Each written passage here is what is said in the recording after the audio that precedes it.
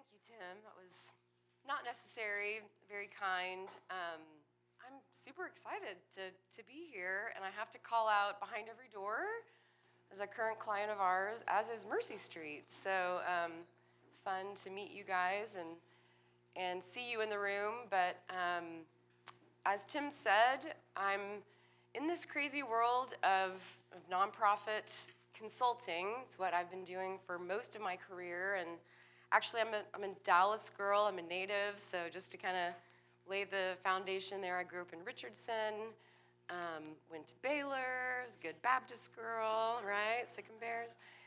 Went to SMU for grad school, and my husband and I now live in McKinney. So we've been up north, raised our kids, and I'm kind of a recent empty nester. So whole new transition phase of life, right? But anyway, I was really honored when Ed connected with me and asked if I'd be interested in this because, really the faith-based world is our heartbeat and kind of our sweet spot in the work that we do. Skylar, my husband, and I launched Mission Advancement. How many of you are founders in the room? There's always a few, right? Yeah. So, I get it. It doesn't matter, nonprofit, for-profit, we're going to talk about that today. But it's a leap of faith. To jump off a cliff, as I like to say. We did it with 2 small kids and had no idea how we were going to get insurance and, all those kinds of things. But it's been a journey of 18 years now, and our biggest joy is really connecting with nonprofit leaders and teaching what we believe to be really true and practical principles for sustaining a ministry, sustaining a nonprofit of any type.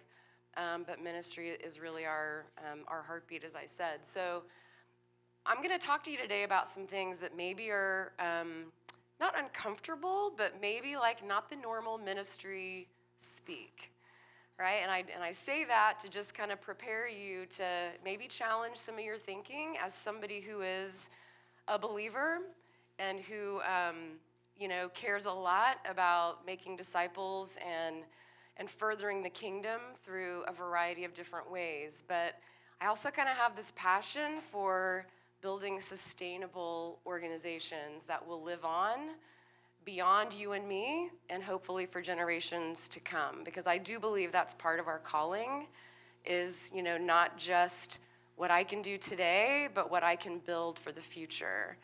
And I believe that most founders and even those of us who go to work for nonprofits have that same mentality. That is what we want.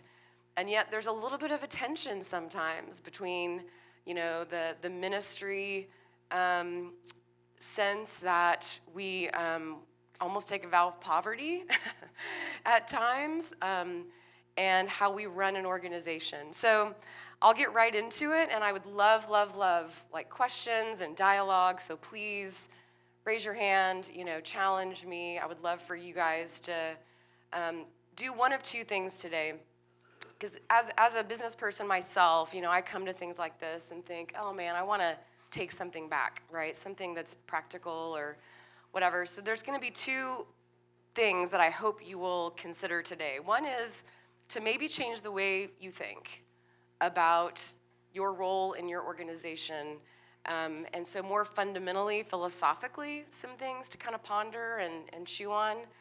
Second would be a practical something that you can do next week. And we're going to talk about both. So I'm going to start with kind of the philosophical stuff and the way of thinking, and then we're going to transition into some very practical stuff. And to be clear, we are all about philanthropy. So I'm guessing, knowing your ministries now, that most of you rely almost exclusively on philanthropy, probably for your budget. Some nonprofits have this earned revenue model where they have tuition or some other thing that is a little different, but all we teach is how to grow and sustain a philanthropy model for your organization. So that's what all of our kind of topic is going to surround today. So, okay, philosophically, let's just start off with something that may feel weird in the ministry space. Mission and margin. And when I say margin, I'm talking about money. So I want you to sit with the idea that mission and margin are not mutually exclusive. And it goes back to the sustainability conversation, right? There are resources required to do what we do. And that, how we get those resources and what they pay for, that's a different conversation. But we all need resources, right? We all need cash. We all need assets of some kind, probably. We all need people, and those people need to pay bills.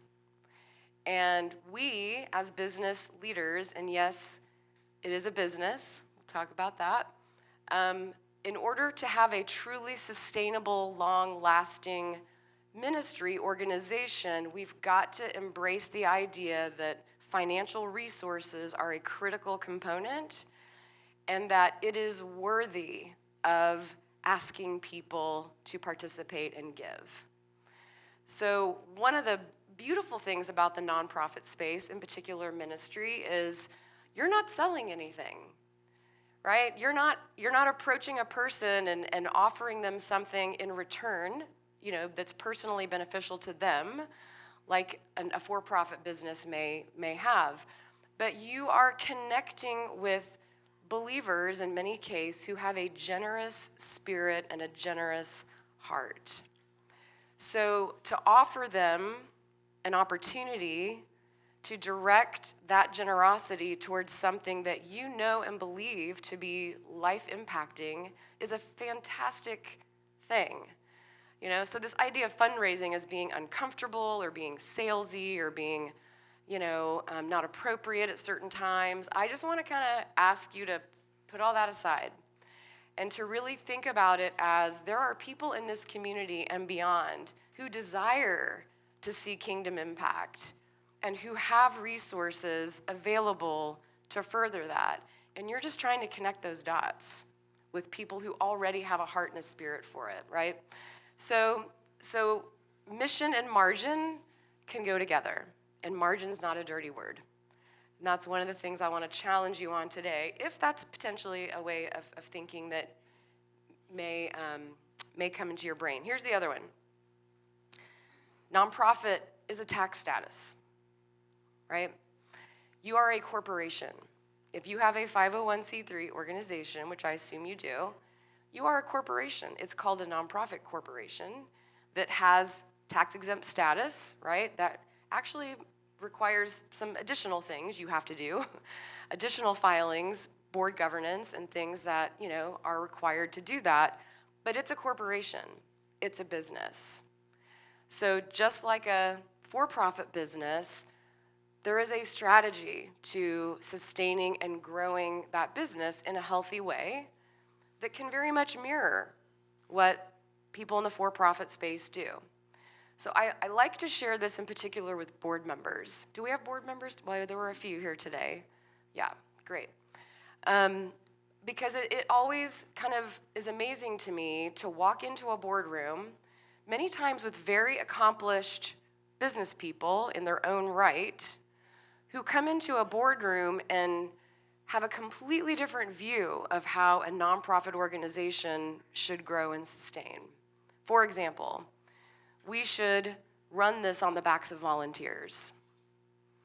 We should not pay staff a wage that is a breadwinner's wage. Now, should and could are two different things, right? Now, to say you can do that, that's a different question to answer, but should. I met with an organization a year ago up in the northern part of the area who said, our donors love us because we don't have paid staff. And I was like, really? Tell me more about that. Well, they just don't want us wasting money on salaries. And I said, how much money do you raise a year? $30,000. And without being unkind, I just wanted to say, sir, with all due respect, there are thousands of organizations in this Metroplex that raise money to pay people and are much larger and much more sustainable. And this organization will not survive a volunteer-only model forever, right? It just won't. So I say that just to kind of say I think there are some just mindsets within the space it's good to just put on the table and talk about and embrace especially if you're in a leadership seat and you're managing a profit and loss statement, right? There is a responsibility to that healthy way of managing an organization, and for a board to embrace that sustainability model as well. Okay, so philosophically, a couple things I just wanted to get you thinking. So I'll kind of start the transition, but with another foundational piece that I love to share. A lot of you may know this data, so it may not be new to many of you, but it kind of sets the stage for where I'm going on the tactical side. So Giving USA is the entity that's the most commonly known in the United States that tracks philanthropy. And they've been doing it for 50-ish years now. So every June, a report comes out that gives the previous year's data. So we don't have 24 yet. This is 2023, the most recent information that's out there. And I'm going to show you a few different graphics that are very high-level representations of a very detailed report. So this one is about where philanthropy comes from. Who gives philanthropy in the United States? So individuals, 67%. You can read the others: corporations, bequests, and foundations. So, kind of spoiler alert is these percentages have not changed much in 50 years. So the segments of the donor base, if you will, have looked very similar to this since the data has been tracked. A couple of nuances, but to make sure we all can agree on a definition, a bequest, right, is a gift given through someone's estate or their will. So that's coming from an individual. It's just coming after their death. So bequests and individuals are really individuals. It's just how the gift is given. Foundations are the most interesting probably today because it is by far the fastest growing segment. But you have to dig in and ask what defines a foundation. Because over the last 10, 15 years, there have been a number of opportunities for people to put money into a foundation entity, even if it really is an individual giving that gift. So family foundations, things like that are being, this piece of the pie is expanding because of a lot of those new things that people can do. So I would still make the argument that there is a segment of this foundation pie that really is driven by individual decision makers. So corporations have always been the lowest, always. 7 is actually a little higher. It's usually 4 to 6. But I'll show you some other data that might support that. So here's the other graphic then, is what types of organizations receive philanthropy. And again, very tried and true overall percentages over the last 50-ish years. Religion has always been the biggest piece of the pie. Now that includes local churches, so no surprise there that, for believers in particular, probably your first dollars are to your local congregation. Human service and education have always come in second, kind of flip-flop a little bit. This is a newer one. Again, these kind of new entities, grant-making foundations. But anyway, the rest you can see is definitely in the minority. So for those of us in the ministry space, this should be good news. It should be good news because that means people who are generous tend to be living in one of those 3 categories most of the time. That's where the majority of donors like to be. And then the last one I'll show you is just the trend line. So going back in this case to 1983, this little line with the dots represents current dollars, and then the gray bars are inflation-adjusted dollars, the yellow are recession years. So this is another one that I think is fun to share with boards because I think there's a lot of times kind of a myth that when we are in a recession period that, philanthropy takes a huge dive, or there's kind of this donor fatigue comment that we hear a lot, people aren't giving like they used to, things like that. So of course there's a lot of nuances behind this, but as a general rule, the growth in philanthropy in the last 50-ish years is significant. And people kind of like to, always kind of call out the negative, but we haven't had many dips, period, over this time period. But when we have, the recovery has been quick, and the recovery has been significant. So back in 2008, this period, if you were around and working like I was, right after we started our business, by the way, that was a tough period, a couple of years. And we did see the first dip in quite a while in philanthropy. But look what has happened since 2008. In that 10-year period, the growth has been substantial as the economy recovered and such. That's COVID, right? So you guys probably experienced this in your ministries. There was significant giving during that period of time, much to the surprise, I think, of a lot of people. So then there was this, the sky is falling a couple of years later. I define that as a correction from a spike that was not sustainable. So there were a lot of people doing very generous things in 2020 and 2021 when they saw those needs, and a lot of those were not sustainable gifts, right? They were sort of extraordinary gifts. So, but here we are in 2023, still significantly above pre-COVID years. So that's the, just trend in philanthropy that I think is important for ministry leaders to understand, important for your boards to understand, because it should inform your strategy. It should inform how we fundraise, to whom we fundraise, and our expectations. Okay, the last kind of philosophical thing I want to just follow up on is who is your customer? So I talked about the for-profit versus the nonprofit and the similarities, but what is the biggest difference? One of the biggest differences in the for-profit and the nonprofit space is defining your customer. So if I have a Subway sandwich franchise, my business is selling sandwiches, and my customer buys my sandwiches and they eat my sandwiches, right? Pretty simple. Not that simple in every business, but a simple example. In your space, who is your primary customer? It's those you serve, right? That's why you started what you did or why you went to work for the organization you did. But you also have this secondary customer who funds the mission. And many times they are not the same. Sometimes there is overlap, right? Some organizations have people they serve or community they serve, and those people are also potentially donors to the organization. But in many, many, many human service nonprofits like yours, you are serving, I think, Poema, is that right?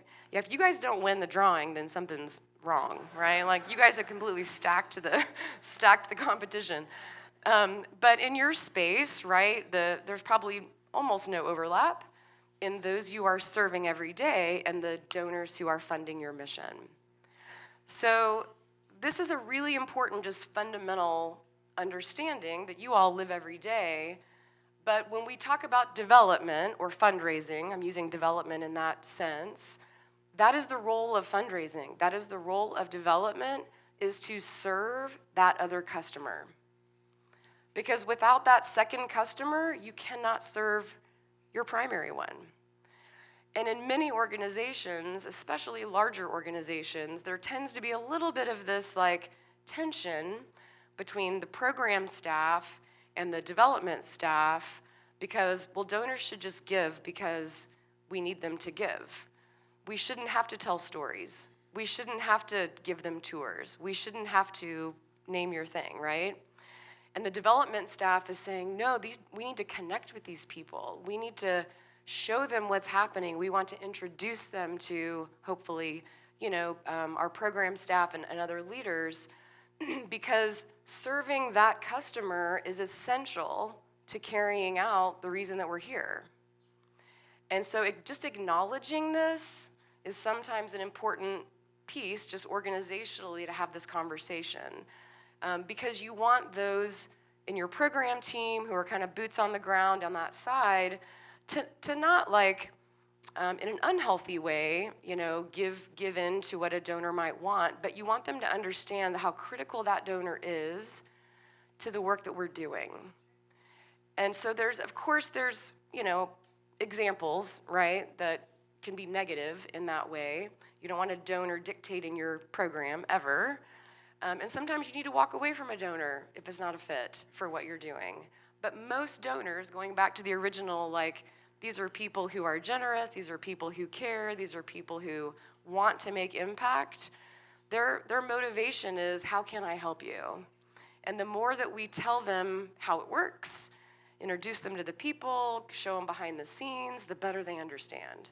So welcoming the donor into your world within program and all the other facets of your mission is a critical way to serve that donor and engage them deeper into what you're doing. Okay. All right, let's get practical.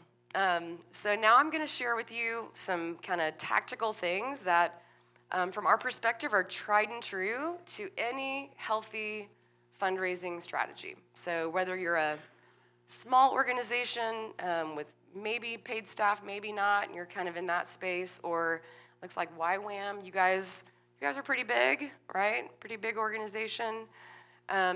This applies. So I've worked with the North Texas Food Bank, which is a monstrous budget, and we've worked with a lot of small organizations, and I will tell you that these principles apply no matter what, no matter the size of your budget or even the type of mission. So 4 things that, in our view, need to be true for you to have the healthiest and most sustainable fundraising model. The first on purpose is your story. And sometimes we call this a case in the fundraising world, but I think of it as a story. And this is very simply, what is it that you're doing and how do you do it? And it's probably very easy for you to describe, and maybe you have it in writing in various forms, and you send out appeals, and it's on your website and all of that stuff. But is there room, for that story to be improved in how you're talking about it? Is there an emotional piece of it that connects people with the impact? Is there a business side of it that helps a donor who thinks that way connect with the business model and the sustainability and impact and numbers if you have that kind of data? So many times the case, which as the nonprofit leader or staff member, you know really, really well in your head, it is not as understood by those outside of your walls. And many times we take for granted that because they've given to us even, that they get it. And I will tell you that they don't. You have to sometimes put yourself in the shoes of your donor, which is very difficult to do, and imagine that you are a tiny, tiny sliver probably of what they do every day, what they hear every day, what they're seeing every day. So your one email every quarter is not doing it. Think about how many emails you get a day, right, from other organizations. I'm not here to teach about email marketing, but I'm just saying that many times we take for granted that because we have communicated these things in different forms, in different ways, that they must get it. They must understand it. They don't. And all that means is there's an opportunity for us to tell that story more frequently, more personally, more directed, and maybe in different ways. You probably have donors who really understand a facet of your mission, but probably not the entire thing. They connected with you for a reason, and they can talk about one piece, but they probably don't really understand the breadth of everything that you do. So there's an opportunity always, I think, to revisit your story in written form, in verbal communication. Are you talking about it consistently? Does your entire team embrace the story the way you do? And can you all tell it really well? Can your board tell your story? Shockingly, many times they can't. And that's not a criticism of board members. Again, it's not their day-to-day. So even improving it at your board level can be a really healthy exercise to kind of get everybody talking in the same direction. Okay, second then is the leadership, and that's very simply who is telling the story. And this can be paid staff, it can be volunteer, it can be board. This is anybody that is interacting potentially in any donor-facing situation, and really identifying their role, expectations, ownership of different things. So we could go down a whole thing about ownership and responsibilities, but this is essentially just clarifying who in the organization is responsible for the telling of the story to our donor base in various forms. Is that clear? Have we defined it? Have we, clarified expectations? All those things. And are they equipped? Do they know exactly what we need them to do? Prospects then, which everybody thinks is the first thing, I think you can't really do this well if these things aren't done well.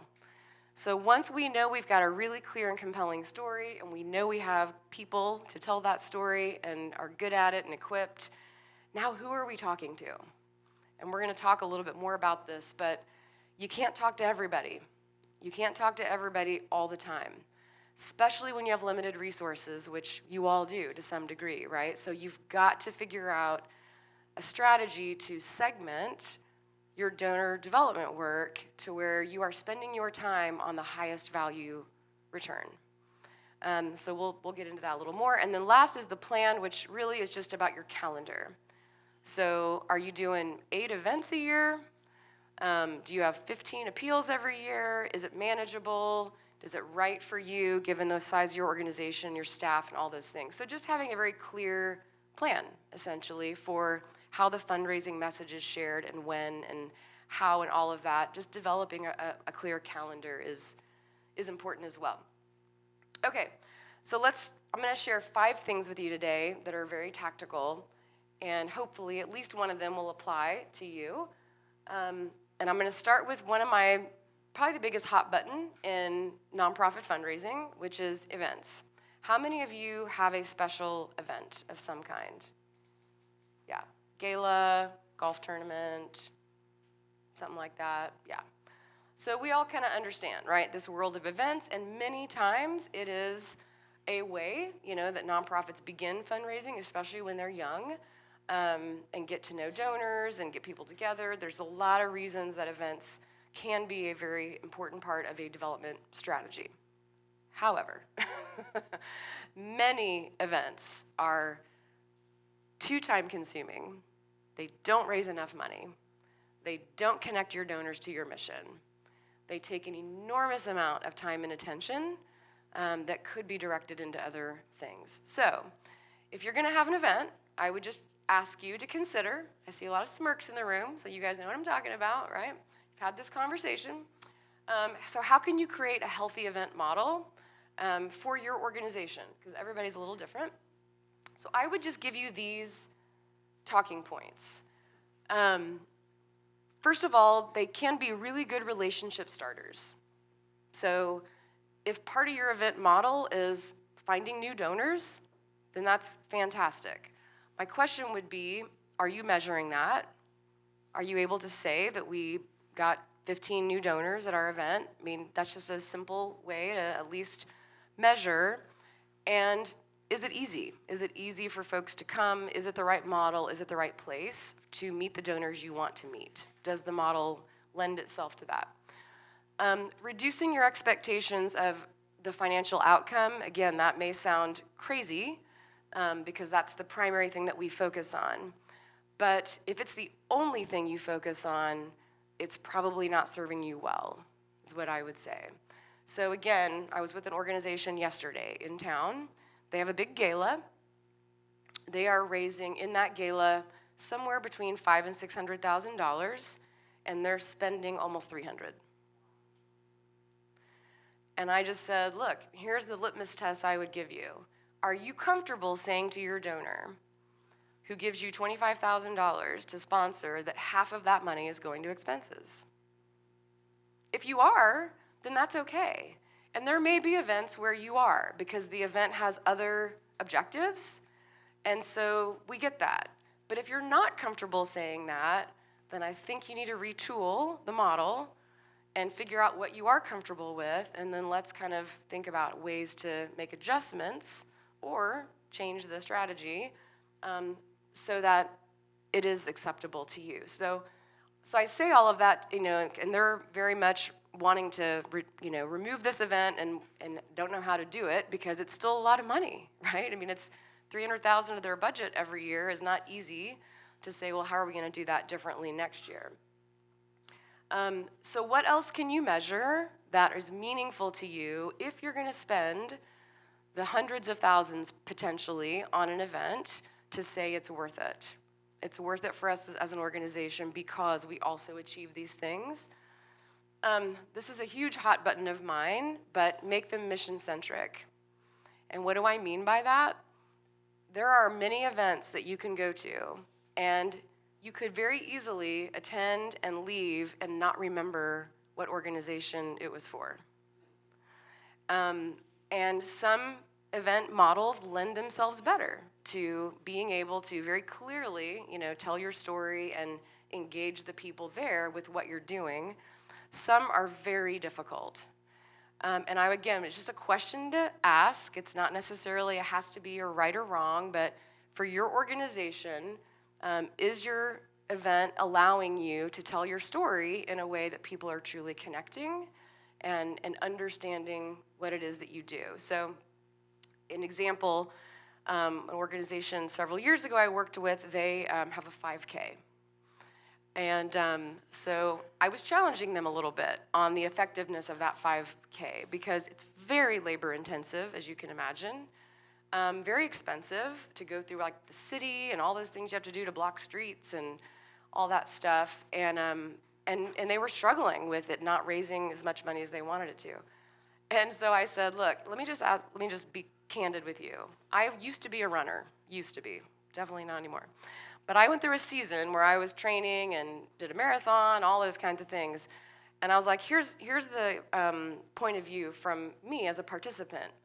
When I went to do a 5K or a 10K, it was purely for my own personal benefit because I was training for something, right? And I would look online or whatever, what all's coming up in town and where, and find races that met my training schedule. I could care less who was putting it on. So I'd pay my $25 and I'd get the t-shirt and I would go and I would do the race and I would get the banana and go home. And if somebody was giving a talk on the platform about their nonprofit, did I hear it? Probably not.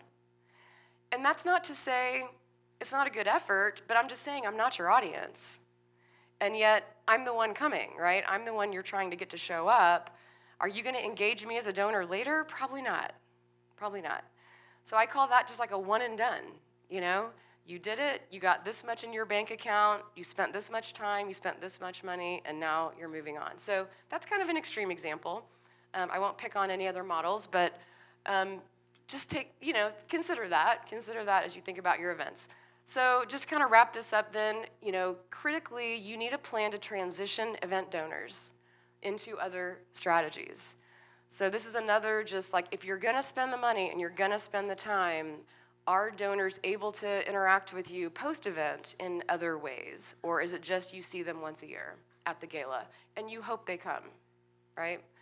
COVID, I think, taught us all a lesson, which I was honestly thrilled about because I teach this all the time. If they can't come to your event, will they give anyway? In COVID, we learned a lot about that. And there were a lot of organizations that were pleasantly surprised how loyal their donors were when their gala was canceled. But I think it's a really good kind of litmus test to ask yourself, if that big donor can't come because they're going to a family wedding that weekend, are you still able to have a conversation with that donor to ask them for their support without the gala? So that's a good, another litmus test for just how your events are working for you. Are they? And then I just like to say as a best practice, no more than 2. It could be 1, it could be 4, but it depends, again, on your staff capacity and what really the best use of time is.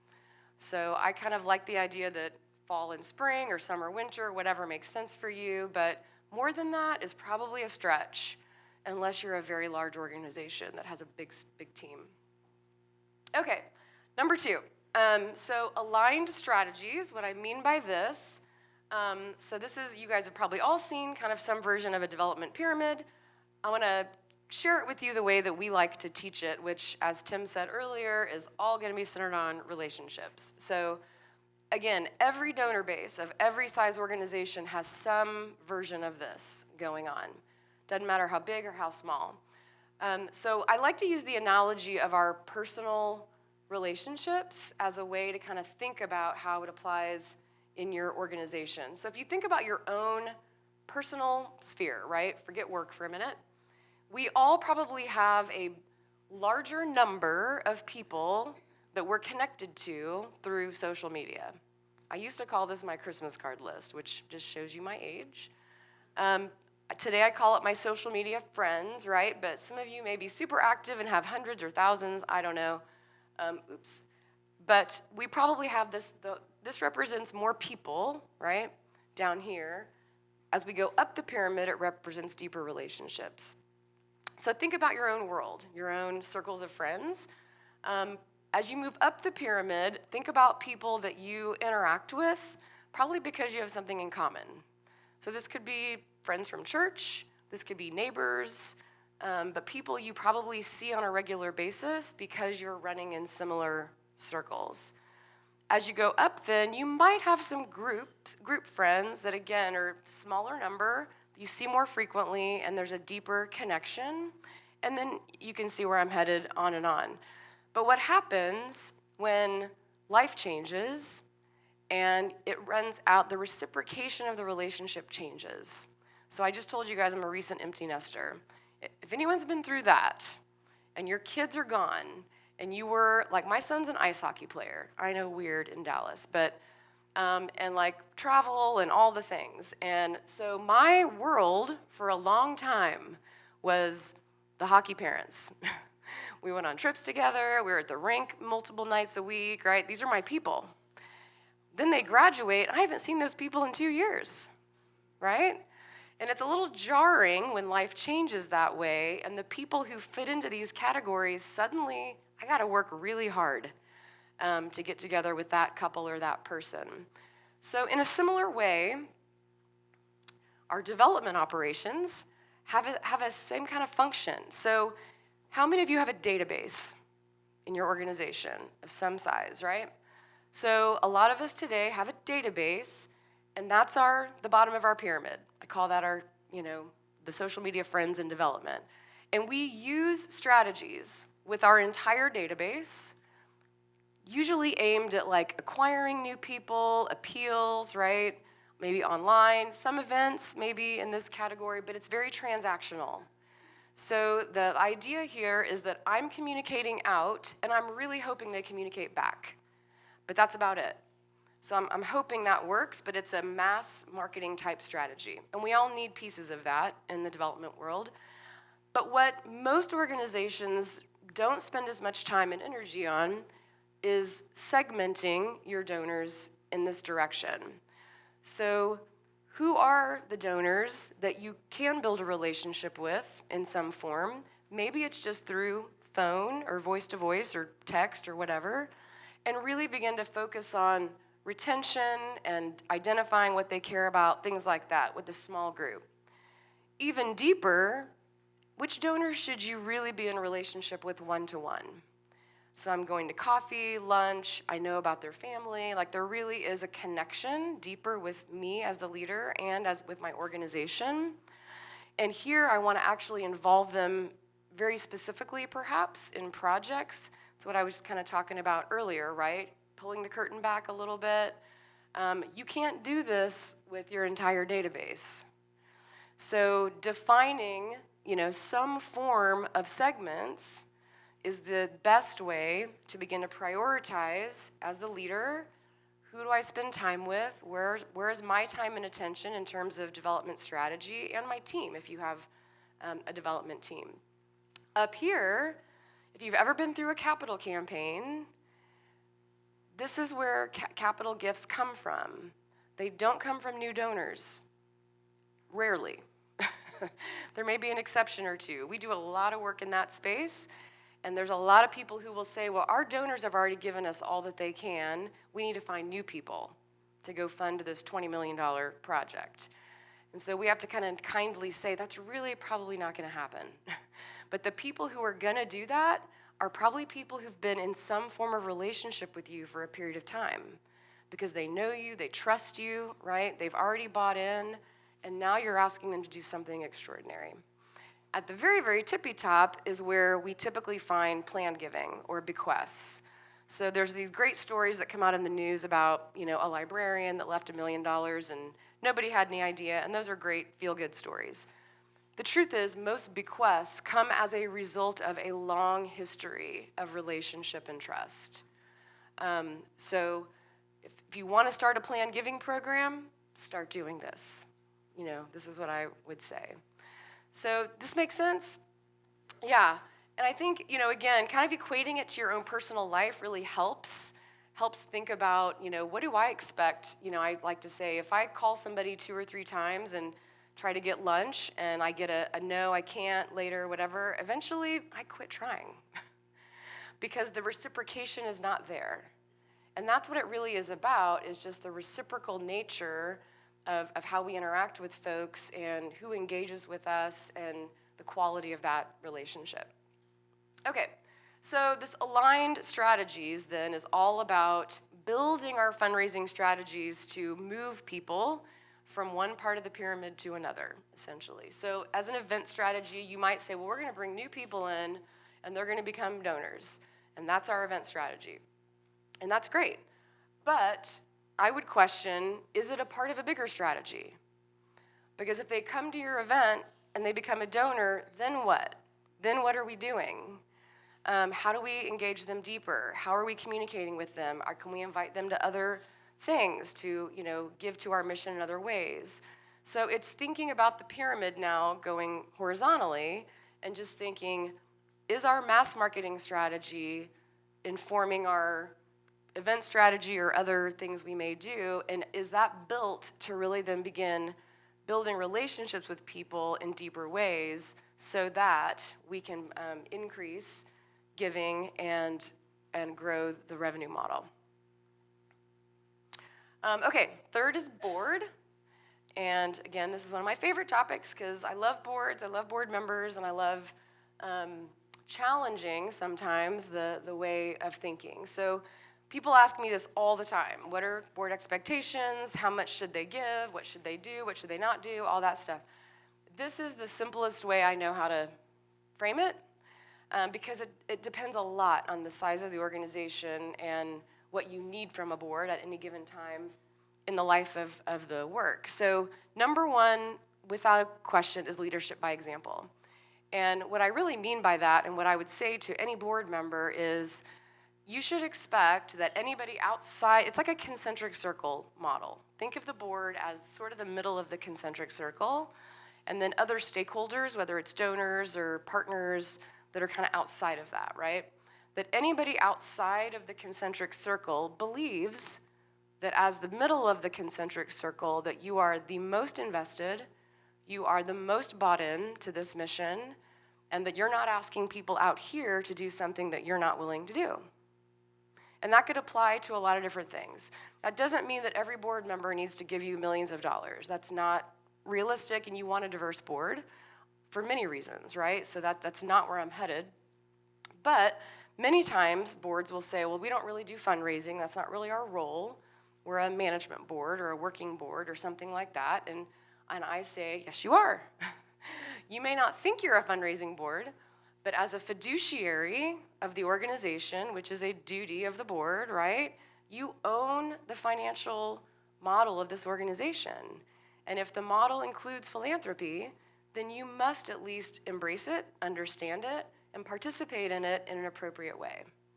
Again, could look different for a lot of people, but fundraising is a significant responsibility that the board holds. What exactly they're expected to do is organization specific. But I do believe for real that the quality of your board can be one of the biggest game changers for your organization.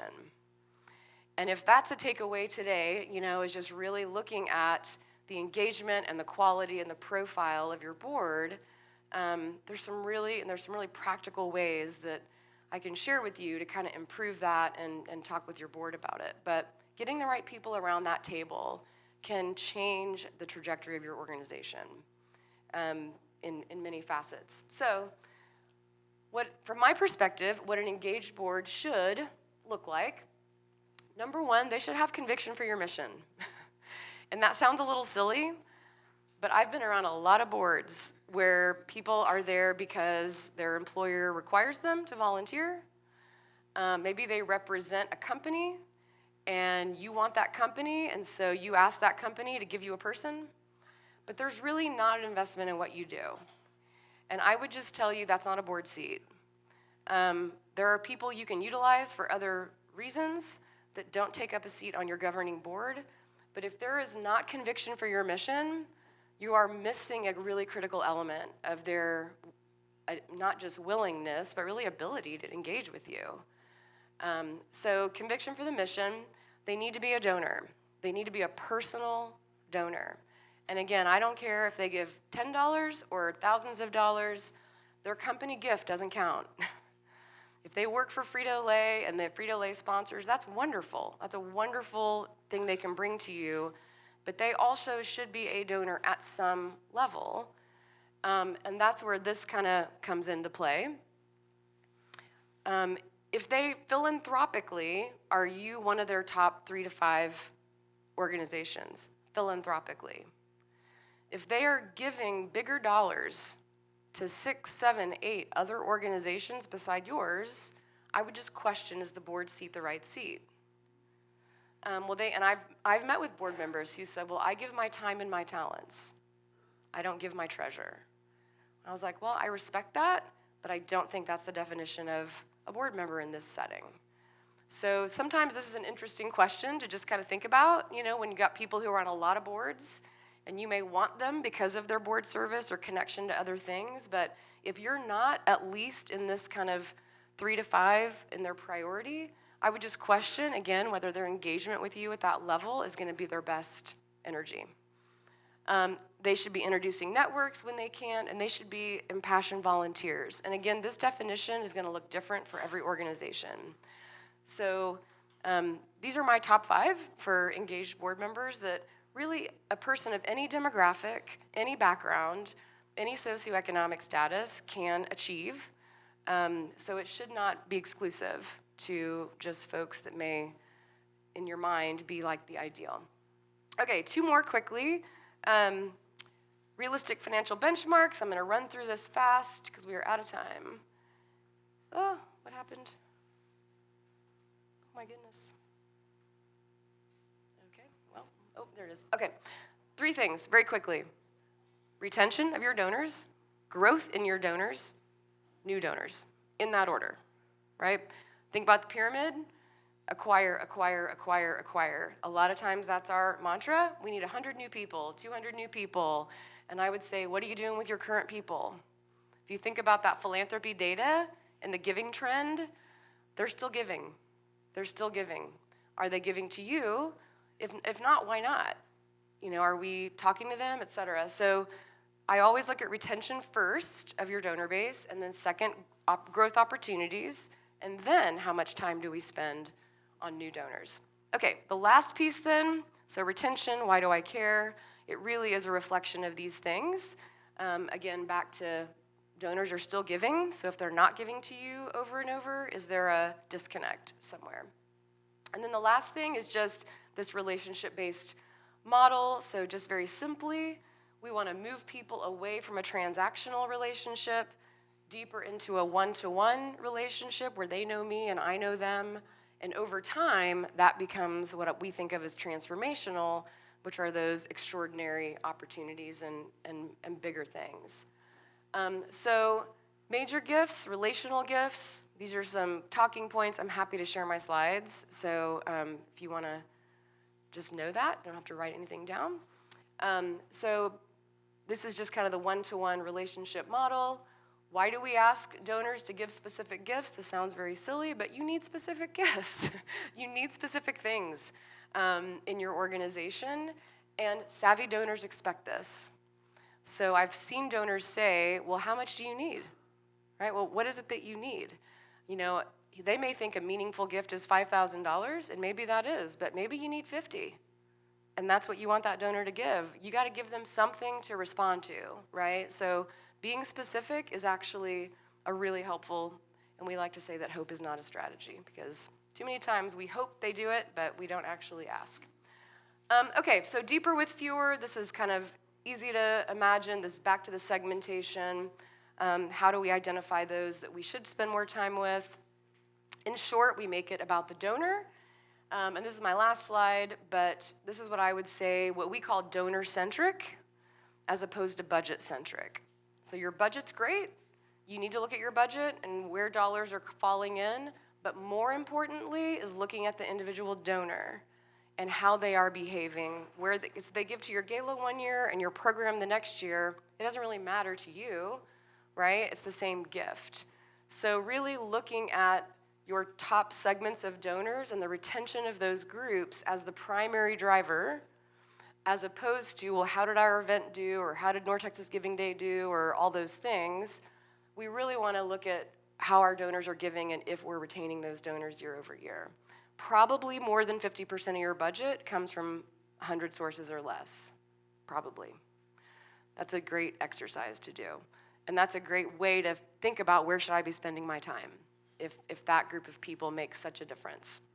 So never lose sight of that. Never lose sight of the donor's relationship and connection to you and your ability through relationship to kind of engage and influence their retention and growth. Okay. So I know we're over time. I'm sorry, Ed. Yeah.